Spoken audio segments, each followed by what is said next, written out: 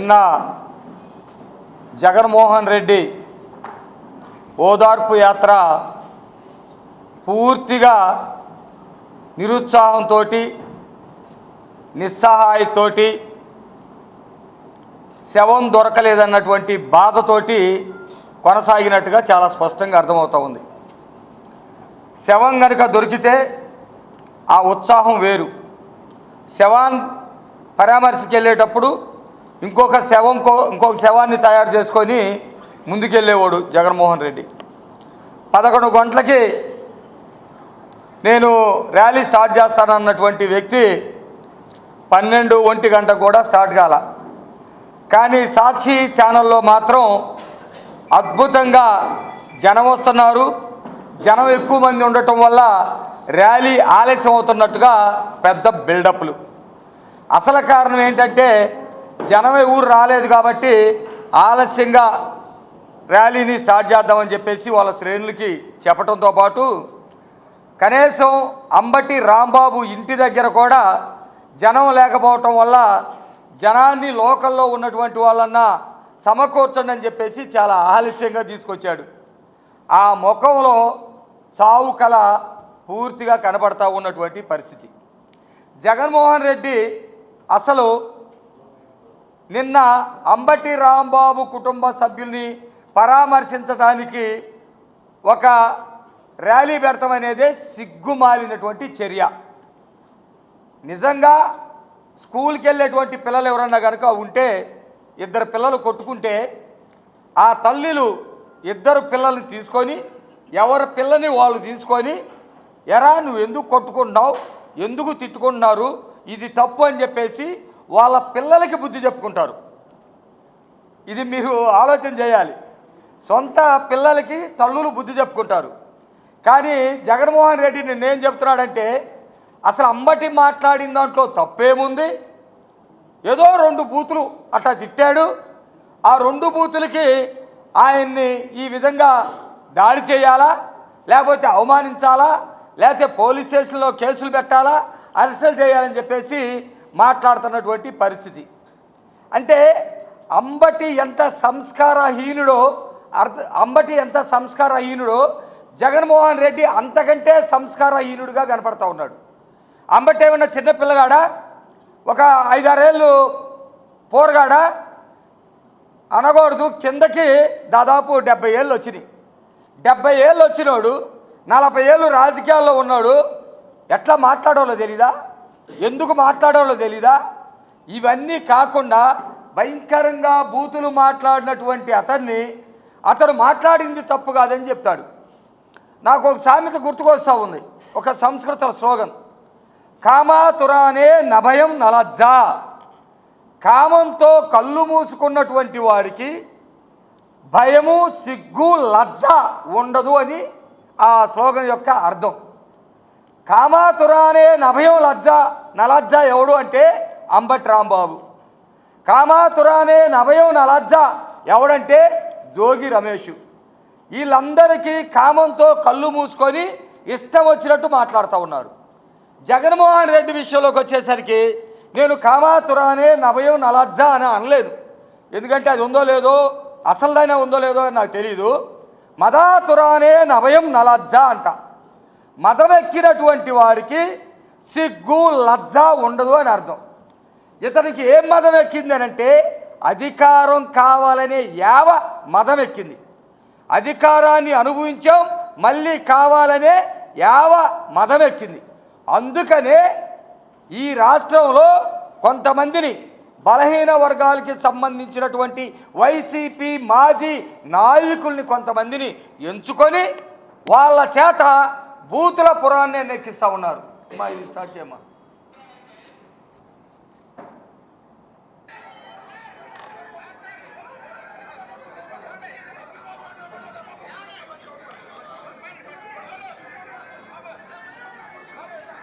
ఇది సంస్కారం. జగన్మోహన్ రెడ్డి చెప్పేటువంటి సంస్కారం ఇది.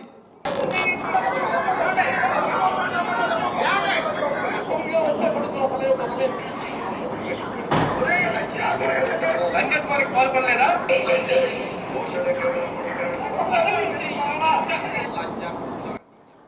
సంస్కారవంతులు. వీళ్ళ గురించి జగన్మోహన్ రెడ్డి చెప్తా ఉన్నాడు. ఎంత సంస్కారమైనటువంటి వాళ్ళు, ఎంత మాట్లాడుతూ ఉన్నారో. ఏదో 2 మాటలు మాట్లాడితే వాళ్ళ మీద కేసులు పెడతారా అని చెప్పేసి. ఇతమ్మ నేనేమంటున్నానంటే కేవలం ఇవి బూతులు కాదు, కేవలం ఇవి బూతులు కాదు. ఒక టెర్రరిస్టులు, నేను ఇంతకు ముందు కూడా చెప్పా, టెర్రరిస్టులు ఒకేసారి అనేకమైనటువంటి ప్రాంతాల్లో బాంబులు పేలుస్తారు. జమ్మూలో, కన్యాకుమారిలో, మహారాష్ట్రలో, లేకపోతే ఇంకొక చోట ఒకేసారి బాంబులు పేలుస్తారు. వాళ్ళ యొక్క ఉద్దేశం ఏంటంటే అలజడులు సృష్టించాలని, గొడవలు ప్రేరేపించాలని, మత ఘర్షణలు ప్రేరేపించాలని, కొట్టుకు చావాలని, ప్రభుత్వం ఇబ్బందులో పడాలని, ప్రభుత్వం నడవకూడదని.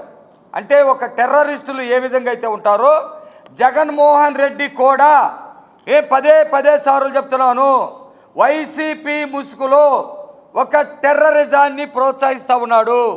ఆ టెర్రరిజం పేరు బూతులు.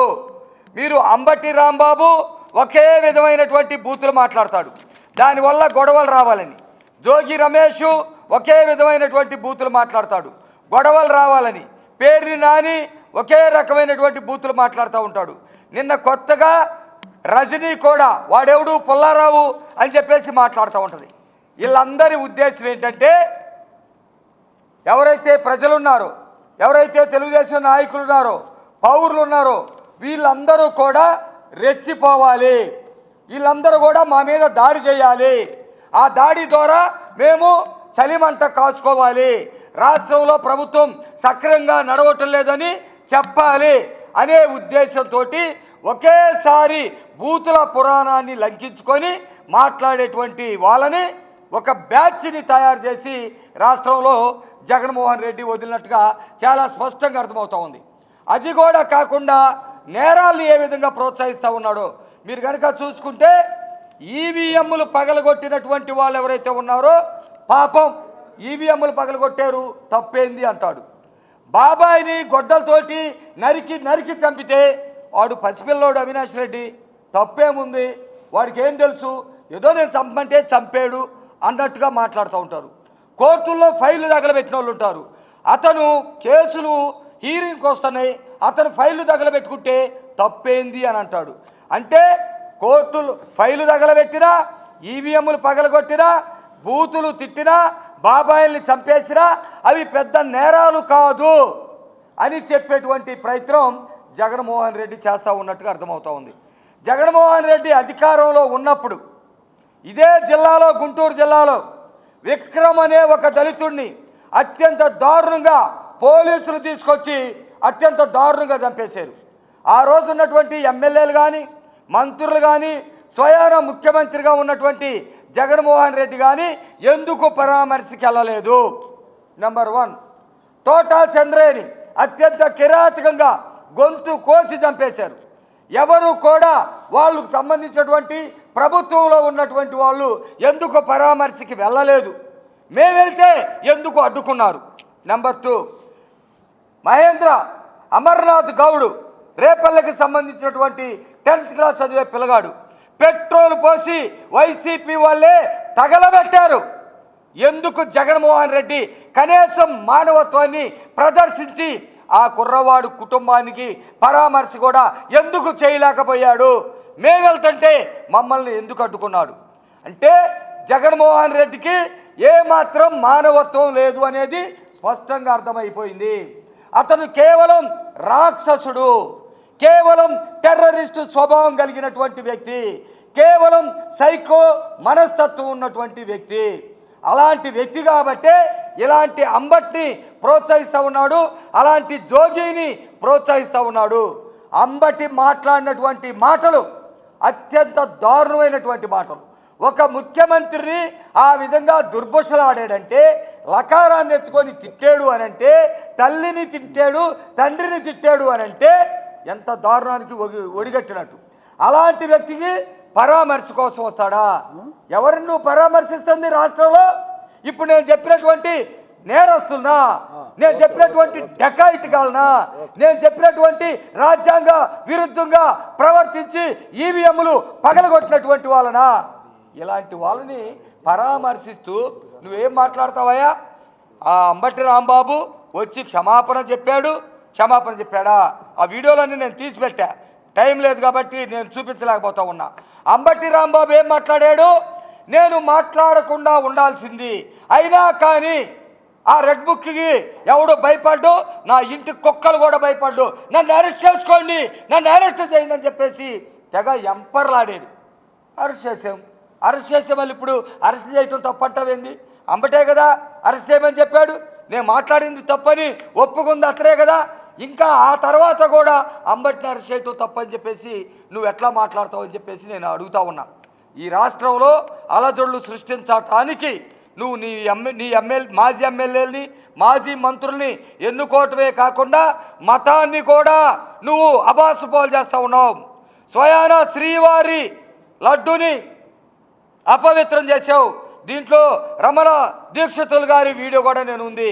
5 సంవత్సరాల పాటు ప్రభుత్వం తీసుకున్నటువంటి నిర్ణయానికి, అవకాశవాదులు చేసినటువంటి తప్పులకి, కోట్ల రూపాయలు సంపాదించుకోవాలనుకునేటువంటి ఆశబోతులకి బలైపోయి నేను మహా అపచారాన్ని చేశాను. నా చేతులతోటి స్వామివారికి కల్తీ నెయ్యితోటి కూడినటువంటి ప్రసాదాలని పెట్టాను. కోట్లాది మంది భక్తులకి నా చేతులతోటి అపవిత్రమైనటువంటి కల్తీ నెయ్యిని నేను పెట్టానని స్వయాన రమణ దీక్షితుల వారు ఆయన ఆవేదనకు గురై నిన్న వీడియో రిలీజ్ చేసినటువంటి పరిస్థితి ఉంది. ఈ విధంగా రాష్ట్రంలో అలజడులు సృష్టించాలని, ఈ విధంగా రాష్ట్రంలో మత కల్లోలాలు లేపాలని చెప్పేసి జగన్మోహన్ రెడ్డి ప్రయత్నిస్తూ ఉన్నాడు. మేము ఈ ప్రయత్నాల్ని ఖచ్చితంగా అడ్డుకుంటాం. మేము మొన్నే చెప్పాను, ఇంకోసారి చెప్తా ఉన్నాం. ఎస్పీ గారికి కంప్లైంట్ ఇచ్చాం. నా కంప్లైంట్ ఆధారంగానే కేసు కట్టారు. ఆ కేసులో ఎంత దూరమైనా వెళ్తాము. నాన్ బెయిలబుల్ సెక్షన్స్ దాంట్లో పెట్టాలని కూడా డిమాండ్ చేస్తూ ఉన్నాము. సెక్షన్ 152 పెట్టాలి, సెక్షన్ 61/61 క్లాస్ 1 కూడా దాంట్లో పెట్టాలని చెప్పేసి మేము డిమాండ్ చేస్తూ ఉన్నాము. బెదిరిస్తూ ఉన్నారు. మా ఎమ్మెల్యేలు విరోచితమైనటువంటి పోరాటం చేశారు, ఏది ప్రజాస్వామ్యబద్ధంగా. అట్లాగే కొంతమంది బాబు గారి పట్ల, ఆయన నాయకత్వం పట్ల నమ్మకం, విశ్వాసం ఉన్నటువంటి వాళ్ళు, అచంచలగా ప్రేమని పంచుకున్నటువంటి వాళ్ళు కొంతమంది రాంబాబు ఇంటి మీదకి వెళ్ళి నిరసన వ్యక్తం చేశారు. నిరసన వ్యక్తం చేయటం తప్పు కాదు. తప్పు చేసినటువంటి వాడిని మందలించాల్సింది పోయి, ఆయన్ని తిట్టాల్సింది పోయి, లేకపోతే ఆయన తప్పుని నీ తప్పుగా భావించి క్షమాపణ చెప్పాల్సింది పోయి ఎంతో ఆవేదనకి గురవుతూ ఉన్నాడు జగన్మోహన్ రెడ్డి. ఒక శాల్వా తీసుకురాలేదని, ఆయనకు ఒక బొకే ఇవ్వలేదని, ఆయనకు ఒక మెమెంటో ఇవ్వలేదని ఆవేదనకు గురవుతూ ఉన్నారు. ఈ రాష్ట్రంలో ఉన్నటువంటి ప్రజలు మీకు సరైనటువంటి గుణపాఠం చెప్పారు. ఇదే పద్ధతిలో మీరు గనక వెళితే ఈ రాష్ట్రంలో మీ పార్టీ అనే ఆ 11 మెంబర్లు కూడా ఉండరు. త్వరలోనే వైసీపీ కనుమరుగైపోయిందని చెప్పేసి కూడా నేను ఈ సందర్భంగా తెలియజేస్తూ ఉన్నాను.